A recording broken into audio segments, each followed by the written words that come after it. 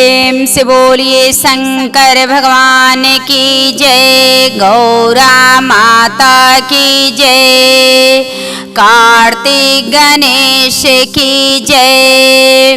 तो देखिए गुरु भाई ने आप लोग के बीच बहुत सुंदर शिव चर्चा के कथा सुनाओ तनी हमरे कथा के आप सब शुरू से लास्ट तक सुनो आ सुन के कमेंट बॉक्स में बताइए कि हमार कथा सुन के आप सबके गुरु भाई ना कैसन लगल बाटे और कमेंट बॉक्स में हर हर महादेव लिखो।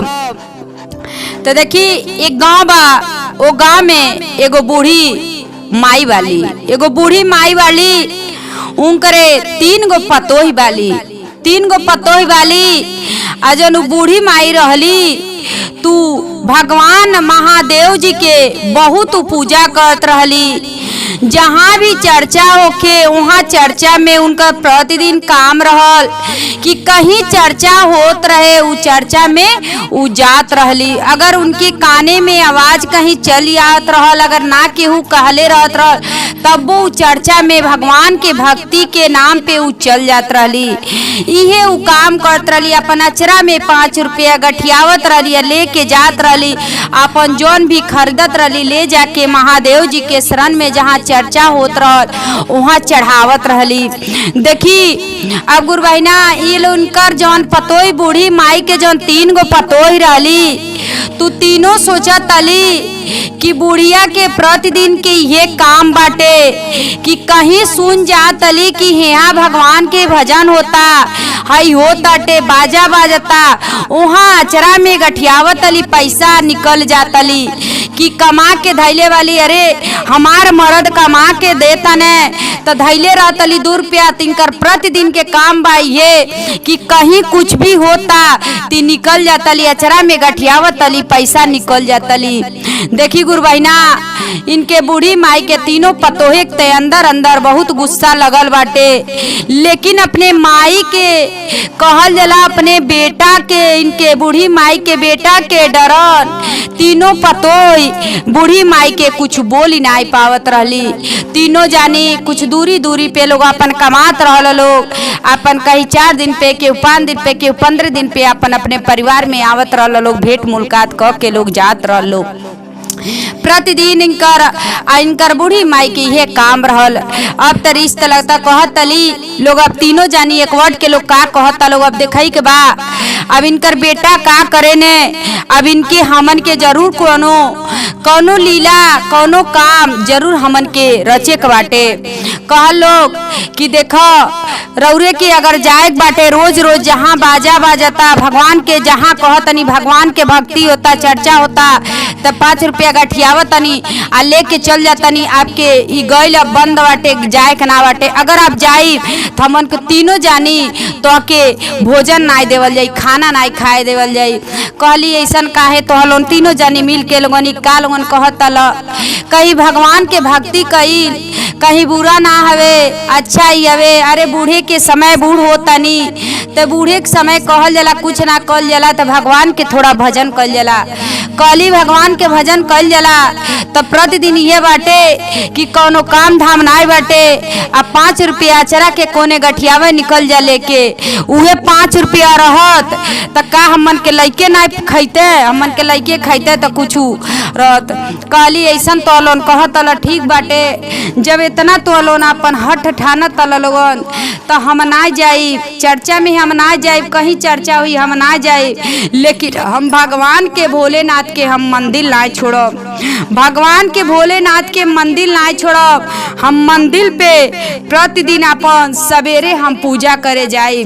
कह लोग ठीक बा। जब ऐसन कहतलू ठीक बा, केहू के दरवाजे पे ना जाए बाटे। अब देखी कहली कि जब तुहन लोगन अपन हठ ठान तल तो हम मंदिर में जाए, केहू के दरवाजे पे ना जाए। देखी कहली इतना बात कहली।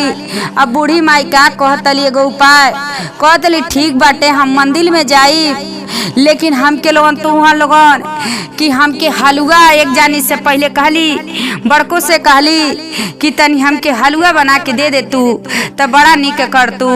कहली कि बेटा घर में तो कुछ बटले ना बेटा, जा तनी कैसो लड़का के स्कूले जा तने सब टिफिन दे तनी, तो कहाँ से हम आपके हलवा बना दी, हलवा बना के दी हमरे लगे उतना भर के बेवत ना बा, कैसो लइकन के खियावे के पढ़ाई लिखाई से के आटा ताटे तो कैसे हम दी। देखी बड़को नाई अब हलवा बनौली। अब बूढ़ी माई कहली, उ बड़की कहती है जाके मझिलो से कह मझिलो बना के दे दिए। अब बूढ़ी माई चिंता में हो गई, ठीक है मछली के लग गई। मछली से भी कहली कि तनी हमरे बड़ा मन करता हलवा, हमके हलवा दे दे तू बना के तनी खा लेती।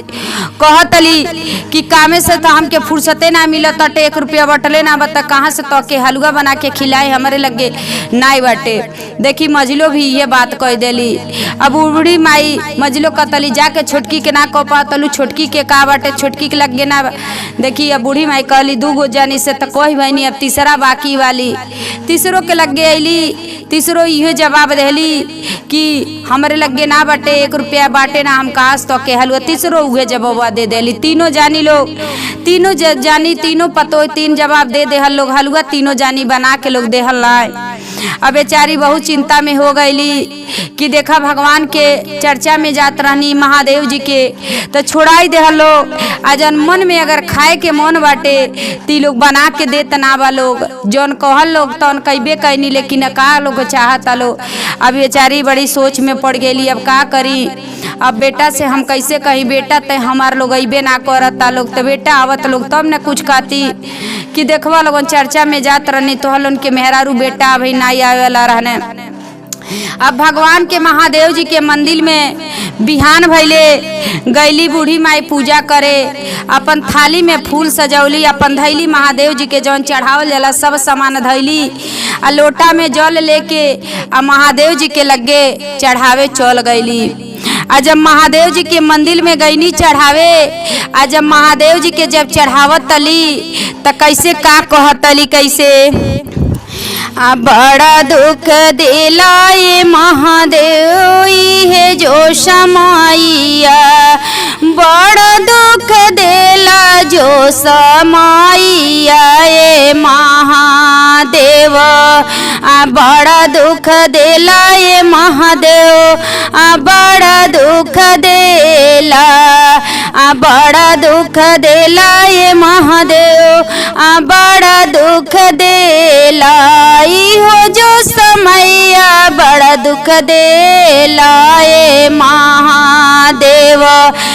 तीनी गो पतोया ए महादेव, तीनी गो पतोया ए महादेव, रोकवा लगौली लो भजनिया ए महादेव, रोकवा लगौली ए महादेव, रोकवा लगावली, रोकवा लगौली ए महादेव, रोकवा लगावली।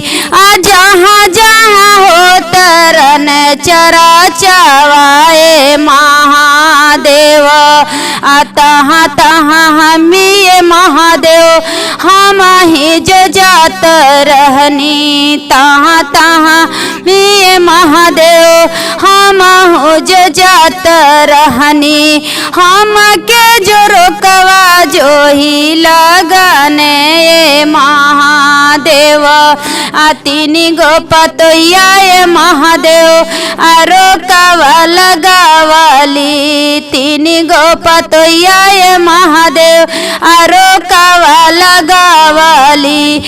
पेटवा के दुखवा लोग देला ए महादेव, पेटवा के दुखवा ए महादेव, पेटवा के दुखवा दिल लो पतोया जो ही पेटवा के दुखवा।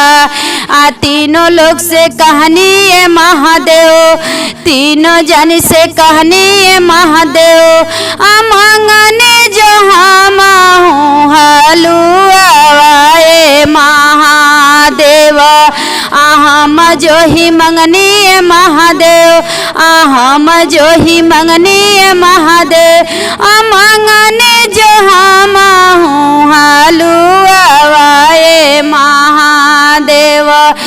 तीनों जानी लोग ये महादेव दिल लोग जब बाबा, तीनों जानी लोग ये महादेव दिल लोग जब बाबा।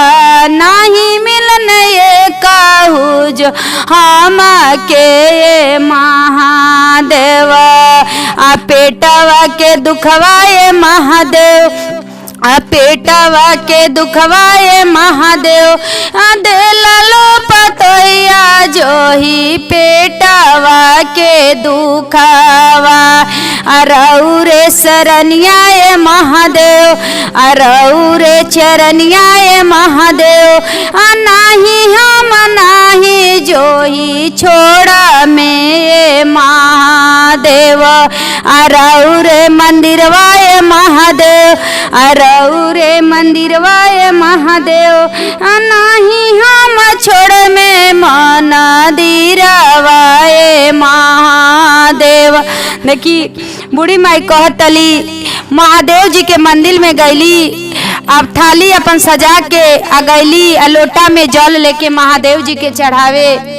आ महादेव जी से इतना बात कह देली, आ जब इतना बात कह के जैसे मंदिर में से निकलत तली वही गेट पे बूढ़ी माई गिर गईली। थाली हर जाता टे लोटा हर जाता आ वही जा बूढ़ी माई गिर गईली। अब देखी बूढ़ी माई अब मर गईली, वही जा मर गईल बाटी। देखी अब वही जा तीनों पतोहे लगे खबर आइल बाटे, आ तीनों पतोही जा तली कैसे का कहे जा तली कैसे। देखी गुरबैना कहता लोग मंगली हलुआए अम्मा, मंगलू हलुआए अम्मा, नाही हम देहानी हलुआए अम्मा, नाही हम दनी अम्मा, नाही हम खियौनी अम्मा, हम हूँ हलुआ ना खियावानी अम्मा। कहता लोग देखी रोज के जाता लोग कि नहीं हम हलुआ तो बनावे के कहलू ना देनी, हलुआ ना खिया पौनी आ ना खैलू आ मर गैलू। तो देखी गांव के मनई का कहता लोग कि तो हलो रोता लोगन की गीत गावता लोगन तो कहता लोग ना हमार सासू माई हमार सासू कहली हलुआ बना के हमन के हलुआ बना के ना खियौनी के आईली भगवान के मंदिर में पूजा करे अली। तो जब मर गईली तब का करी, लेकिन हमन के से हलुआ बना के अपने सासू माँ के ना खियौले बानी। देखी गांव के लोग कहता लोग कि चला ना लोगन हलुआ लोगन खियौला तो कहल जाला मुँहलहू पे दे द, मुँहले पे दे देबू तो आत्मा की इनकर कुछ शांति मिली। अब तीनों जानी तो लोग कहता लोग चला अब तो बुढ़िया तो मरी गईली आ चला मुँहले पे इतना जब लोग कहता गांव के लोग इतना हलुआ चढ़ावल जाला। देखी बूढ़ी माई के बेटा तीनों जानी लोग सुनल लोग तो अपन तीनों जानी लोग आई लोग, तीनों जानी लोग आए लोग तो पूछा लोग आखिर में माई कैसे मुँहली तो राउर मांगे माई मंगनी हलुआ। तब के माई के कहनी अबे आ जाए पूजा करके आए तो बना के देव। देखी झूठ लोग बोलल बाटे लोग कि बना के देव, लेकिन बना के अब ना दे पौनी पूजा करके अम्मा आवतानी तब तक वही जा का करे के वही जा भागो सुननी क्या होता है तो तोर सास मर गईली। अब का करे के आखिर में कहता लोग तीनों जा सब गांव के लोग कहता लोग अरे मुँहलहू पे दे दा। मुँहल जाला मनई जब सजावल जाला तो वहाँ हलुआ जौन मन करेला तू अपन चढ़ा देवल जाला दे देवल जाला। अब तीनों जानी देखी लोग हलुआ लोग बनौले वालो खूब सुंदर सुंदर लोग हलुआ बनौले बा। अब लोग तीनों जानी लोग सोचता अरे हमारे सास सब मर गई वाली है। देखी इस सब महादेव जी गुरबैना सब महादेव जी लीला कैले बानी कि देखी वो बूढ़ी माई जब जाके मंदिर में रोवल वाली तो बूढ़ी माई के साथे देखी महादेव जी कैसे का कैले बानी उनकर आत्मा। अब हलुआ का कर लोग हलुआ अब बनावल लोग हलुआ जहाँ उनका तुलसी सजावल गए वही जा हलुआ चढ़ावल गई। देखी जब हलुआ वही जा देहल गए चढ़ावल गई तो कहल जाला कि लोग कहला राम राम सत्य है, तो कहता सबके राम राम सत्य है, हलवा बड़ा मस्त है। बूढ़ी माई कहतली कि राम राम सत्य है, हलवा बड़ी मस्त है, राम राम सत्य है, हलवा बड़ा मस्त है। मने मन कहतली। अब देखी अब टिल्ठी सजा के अब जाता टे, अब टिल्ठी सजा के जाता। आज जब जाता टिल्ठी सजा के तो वही पर वो बूढ़ी माई का कहतली कि राम राम सत्य है, हलवा बड़ा मस्त है, राम राम सत्य है, हलवा बड़ा मस्त है। तो कहता लोग जे कंधा ले ले वालो कहता लोग कि ई कही जौन ले ले वानी के पे से कुछ बोलता का। तो फिर कहतली राम राम सत्य है, हलवा बड़ी मस्त है। तो कहता लोग कि लगता ई भूत बन गए, चुड़ैल बन गए वाली, हमार माई लगता चुड़ैल बन गए वाली। अब तीनों सब जानी लोग का करता लोग, अब जान गए वालों वही तर छोड़ के लगल लोग भागे। आज जब लोग लगल भागे लोग तो वही में से बूढ़ी माई कहतली राम राम सत्य है, हलवा बड़ी मस्त है। अब देखी वहां से अब बूढ़ी माई आवतली, सब के भागी आई। आज जब आवतली तो सब के कहता लोग अरे तो हमार माई मोर गई, हमार माई कहाँ से आ गई। तो कहता आवतली का राम राम सत्य है, हलवा बड़ी मस्त है। गांव भर देखी घुसतली कहतली ये राम राम सत्य है, हलवा बड़ी मस्त है। सबके कहता ये दादा ई तो बुढ़िया मोर गई, कहाँ से आवतली कहतली राम राम सत्य है, हलवा बड़ी मस्त है। अपने घरे अली दुआरी पे चढ़तली कहतली फिर राम राम सत्य है, हलवा बड़ी मस्त है, राम राम सत्य है, हलवा बड़ी मस्त है। तीनों पतोहिया निकलत अली देखत अली अरे तो हमार ससुई वापिस आवत अली। कहतली राम राम सत्य है, हलवा बड़ी मस्त है कि हम हलवा तो हम तीनों जानी से मंगनी तो तीनों जानी हलवा लोग ना देहल। तो महादेव जी के मंदिर में जब गईनी तो महादेव जी हमके देखा, हमके मुंगा के हमके जिंदा कर देने, हलवो हम खा लेनी। आज जहाँ जाए करल स्वर्ग लोक में तहाँ हम गईनी देख भी ले गईनी कि वहाँ के कैसन लोग बाटे कैसन का बा।